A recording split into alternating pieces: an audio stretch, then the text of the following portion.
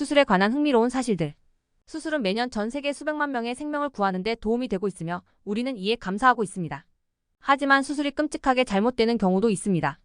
예를 들어 2007년에 73세의 한 남성이 수술을 받던 중 마취인지 장애를 겪었습니다.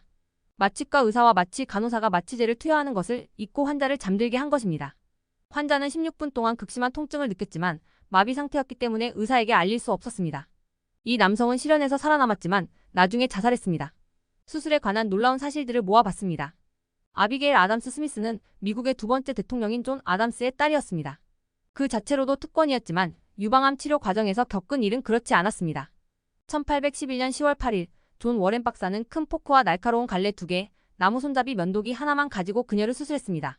그녀는 마취를 전혀 받지 않았고 안락 의자에 벨트를 메고 수술을 받아야 했습니다. 아비게일 스미스는 끔찍한 수술 후 2년 만에 병으로 세상을 떠났습니다. 2009년 마이애미 대학교 밀러 의과대학의 외과의사팀은 치아를 이용해 한 여성의 시력을 회복했다고 발표했습니다.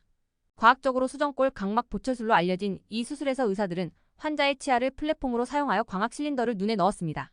가짜 수술이라고도 하는 위약 수술은 실제 치료 단계를 피하기 위해 실시하는 가짜 수술 절차입니다. 의외로 들릴지 모르지만 이 절차는 과학적 통제에 필수적입니다. 대부분의 경우 환자에게 실제로 필요하지 않은 특정 치료 효과는 생략한 채 마치 수술을 받은 듯한 인상을 주는 경우가 많습니다. 위약 수술은 위약 효과로 인한 편견을 중화시키는데 매우 중요합니다. 외과 의사들은 자궁에서 척추와 척수가 제대로 발달하지 않는 척추 이분증으로 고통받는 태아를 수술한 적이 있습니다. 과학적으로 자궁 수술로 알려진 이 역사적인 수술은 4시간밖에 걸리지 않았습니다. 2019년 아기는 건강하게 태어났습니다.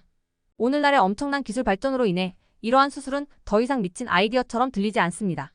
오히려 최근 의사들은 태어나지 않은 아기의 뇌수술을 시행했고 아기는 잘 자라고 있습니다. 안타깝게도 대수술을 받을 때의 단점 중 하나는 외과 의사가 환자의 몸 안에 있는 수술 도구를 잊어버릴 가능성이 있다는 것입니다. 예를 들어 13인치 견인기가 환자 몸 안에 한 달 동안 방치된 사건이 있었습니다. 피해자는 종종 의료행위에 대해 소송을 제기할 수 있으며 이는 가장 흔한 사례 중 하나입니다. 공식적으로 이종 심장이식이라고 알려진 이 수술은 환자에게 2개의 심장이 나란히 작동하도록 하는 수술입니다. 이 수술은 아직 널리 보급되지는 않았지만 전 세계 의료진들은 그 가능성에 대해 기대하고 있습니다.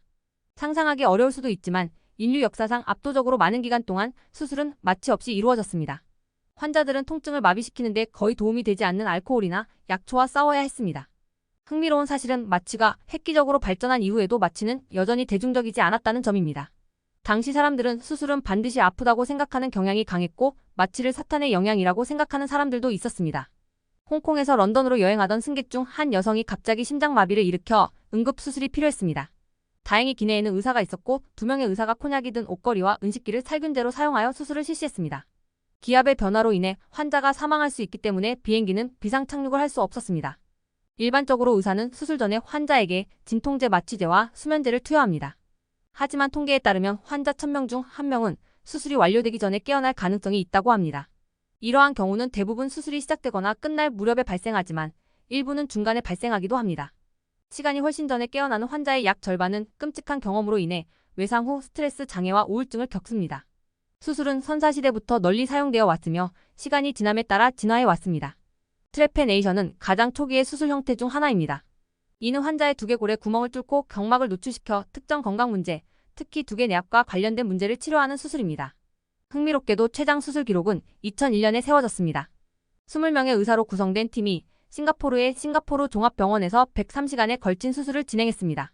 수술은 한 쌍의 결합된 쌍둥이인 강가와 자무나 슈레스타를 분리하는 것이었는데 성공했습니다. 수술이라는 단어는 중세 영어의 서절이 고대 프랑스어의 서절이에서 유래했습니다. 프랑스어는 그리스어 치루르겐에서 파생된 라틴어 치루르기아에서 이 단어를 채택했습니다. 따라서 수술은 손으로 작업하다라는 뜻으로 번역됩니다. 기원전 1000년에서 800년 사이에 살았던 인도의 의사인 수슈루타는 수술의 아버지로 널리 알려져 있습니다. 그는 치료 전략, 병리 생리학, 해부학에 대한 가르침을 통해 고대 인도의 의학 발전에 큰 도움을 주었습니다. 그는 코 재건 기술에 능통한 것으로 유명하며 성형 수술 업계에 큰 영감을 주었습니다. 주요 수술과 관련하여 미국에서는 심장 수술이 가장 흔합니다. 여기에는 심장 도관 삽입술, 관상동맥 풍선 혈관 성형술, 관상동맥 우회술이 포함됩니다. 산부인과와 정형외과 전문 수술이 각각 2위와 3위를 차지하며 그 뒤를 바짝 쫓고 있습니다. 키게스닷컴을 참고했습니다.